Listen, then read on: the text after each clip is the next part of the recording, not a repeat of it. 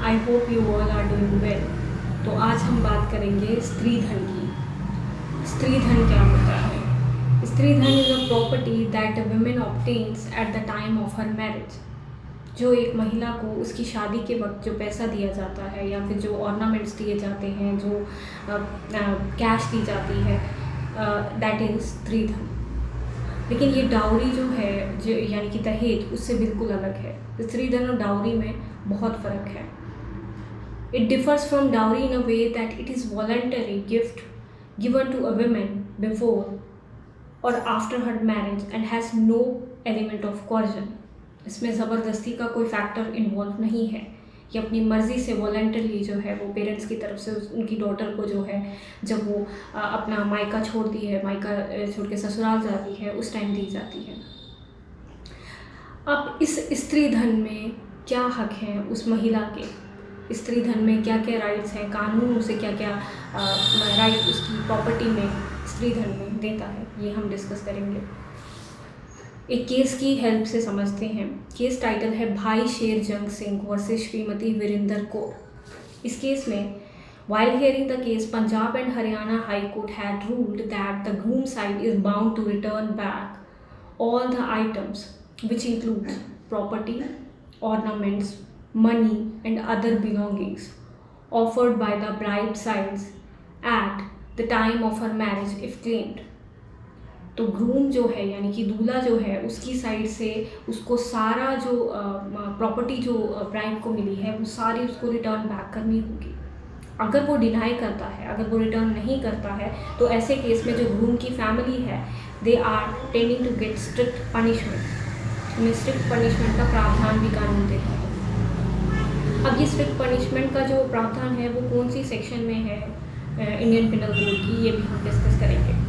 The court found that भाई शेर जंग सिंह, इसी केस की बात कर रहे हैं, and his family have committed an offence under section 406 of Indian penal code. 406 Indian penal code जो है वो बात करता है क्रिमिनल ब्रीच ऑफ ट्रस्ट की।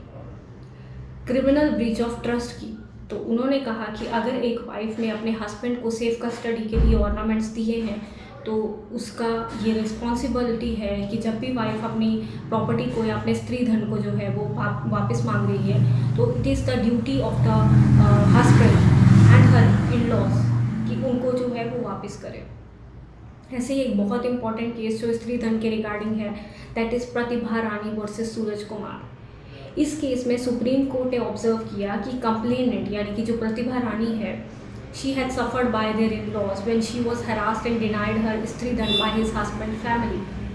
कोर्ट ने कहा कि इसने प्रतिभा रानी ने क्या किया कि इसने 2 कंप्लेंट्स लॉन्च की अपने हस्बैंड और इन लॉज के अगेंस्ट, एक under section 125 code of criminal procedure and एक ब्रीच ऑफ ट्रस्ट की, क्रिमिनल ब्रीच ऑफ ट्रस्ट की, जो कि सेक्शन 405 इंडियन पिनल कोड है।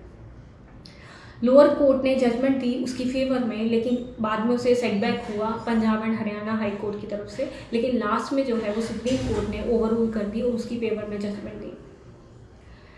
बहुत सारे पर्सनल लॉज जो हैं वो भी स्त्री धन के लिए एक फीमेल को उसकी स्त्री धन के लिए सपोर्ट करते हैं। जैसे कि एक वुमेन्स राइट टू हर स्त्री धन is protected under section 14 of the Hindu succession act 1956, read with section 27 of the Hindu marriage act 1955। ये जो दोनों एक्ट हैं, they make a Hindu female an absolute owner of such property. वो एक एब्सोल्यूट ओनर है अपनी स्त्री धन की। प्रतिभा रानी वर्सेस सूरज कुमार केस में भी honourable Supreme Court of India explain the concept of स्त्री धन and it's legal position under the Indian laws.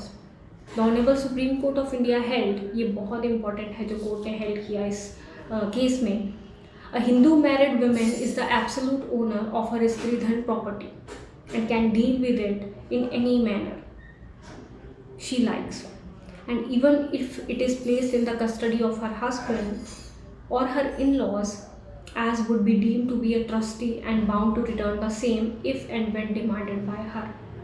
So जैसे वो डिमांड करेगी, ये उनकी रिस्पॉन्सिबिलिटी हो जाती है कि उनको रिटर्न उस फीमेल को उसका स्त्री धन करना ही पड़ेगा।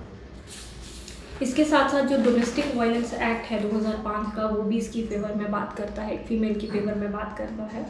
सेक्शन 12 जो है वो कहती है कि विमेन राइट टू हर स्त्री धन in case where she is a victim of domestic violence. तो सेक्शन 12 इसकी बात करती है, the provision of this law can be easily invoked for the recovery of स्त्री धन। डोमेस्टिक वायलेंस में भी आप रिटर्न ऑफ स्त्री धन का एक एप्लीकेशन डाल के जो है वो अपना स्त्री धन क्लेम कर सकते हैं।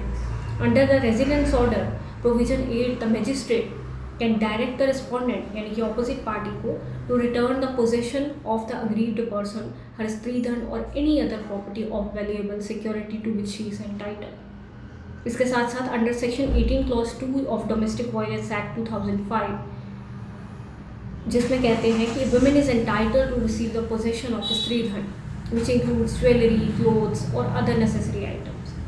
तो आप अपने स्त्री धन के जो आपको मैरिज के टाइम या मैरिज के बाद या मैरिज के पहले मिला है उसमें पूरे हकदार हैं। आपको अच्छी तरह से ये जो है कोर्ट के थ्रू अपना स्त्री धन जो है वो आप वापस ले सकते हैं। Thank you.